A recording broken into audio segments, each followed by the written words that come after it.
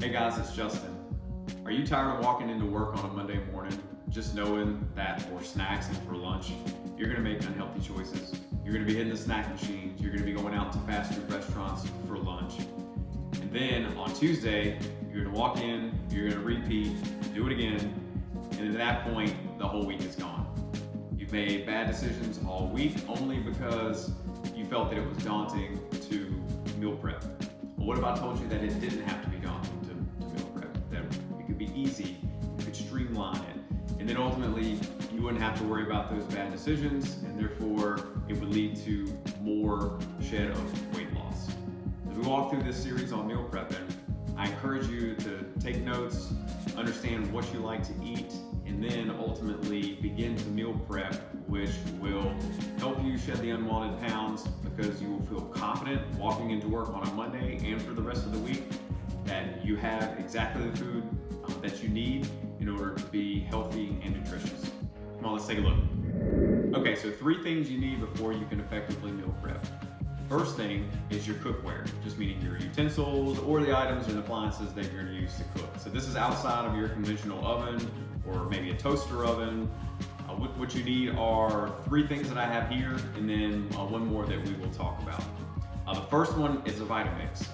So a Vitamix has been pivotal in all of our meal prepping that me and my family have done over the past several years. We've had this Vitamix for at least 8 years. We use it probably 10 times a week, if not more. We make anything from milkshakes, breakfast shakes, and when I talk about shakes, it's shakes that we're making for more than just one sitting. We've actually made soups in here, soups that can last multiple days.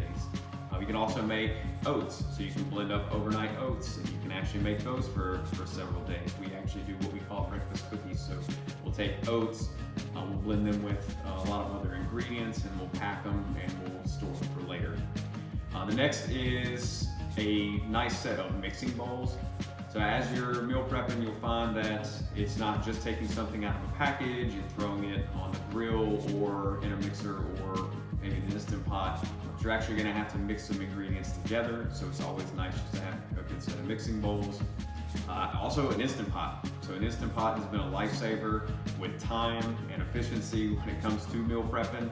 We make everything from quinoa bowls for lunch, so you just put quinoa, protein, and veggies in here, set it, forget it, come back a couple of hours later, and it's all cooked. We've also made soups in here, you can make pastas in here, but the idea is for you to have equipment to be able to not have to take a lot of time.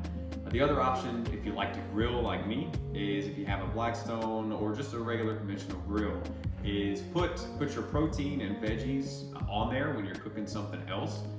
And therefore you can cook multiple things at one time. Even if you don't have an outdoor grill, you have something small like a George Foreman, and you can put a lot of veggies, a lot of your proteins on at one time and mass cook them. So those are the tools, if you will, in the kitchen to make your meal prepping a lot more effective and a lot more efficient. So the second thing you need to think about before you can effectively meal prep are storage containers. Storage containers play a huge role in making sure that when you actually prepare the food, you have a way to store them for 3 to 5 days. In the fridge should be no problem. Mason jars are great if you're gonna make any type of shakes or liquids. We even save old pickle jars. Pickle jars are good for making salads for multiple days at a time. Also, if you're gonna make any type of fruit shakes, berry shakes, they actually store really well in the fridge. The next are Snapware, Pyrex, glass containers. A variety is best. You never know exactly what you're gonna put in them. Plus too, if you're packing a lunchbox every day, or if you have a mini fridge at work, you don't wanna have the largest containers possible. You're not gonna be able to transport them very well. So just a variety of glass containers. As I mentioned, glass containers are the best. There are options with BPA-free plastic as well. That's what I have a container here of. You just want to make sure that if you're going to heat anything up at work, glass is best. Plastic's just got a bad rap in the past few years. Or if you are going to use plastic to store anything in, just make sure that it is BPA-free. The third and final thing that you need to do before you start meal prepping actually understand what you're going to meal prep. So you can brainstorm ideas, figure out what you like. If you do like to have grain bowls, if you like to maybe have chicken and veggies, if you like to have maybe sweet potatoes, just write your ideas down, and then from there, then you can start making your grocery list.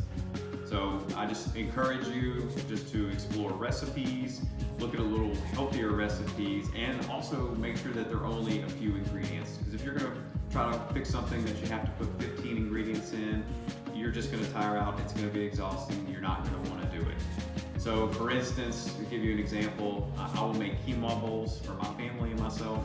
So it's quinoa, we'll put a protein in there, we'll also maybe put a little bit of rice, but then we buy a big bag of frozen vegetables and we'll just pour the vegetables in there. You stick it in the Instant Pot, an hour later, we have 3 days worth of lunches. Everybody enjoys it.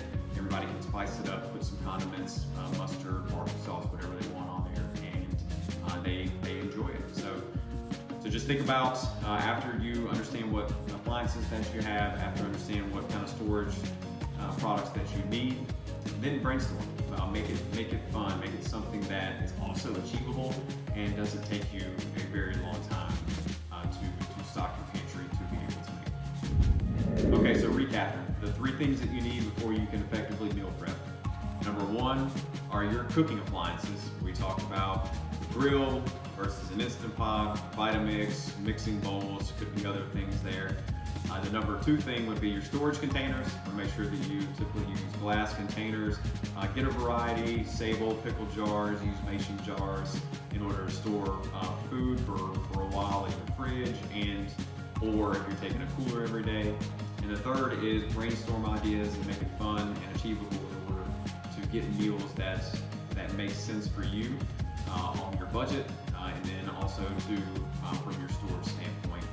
Now, in future videos, we will also walk through how to make meal prepping cost effective, and we'll talk about time management and making it efficient when you do it. The idea for meal prepping overall is to make sure that you have a plan each and every week that you can execute. You can do it within your budget, with your time, and make it to where you feel confident with what you're making. That you're going to walk into work every Monday.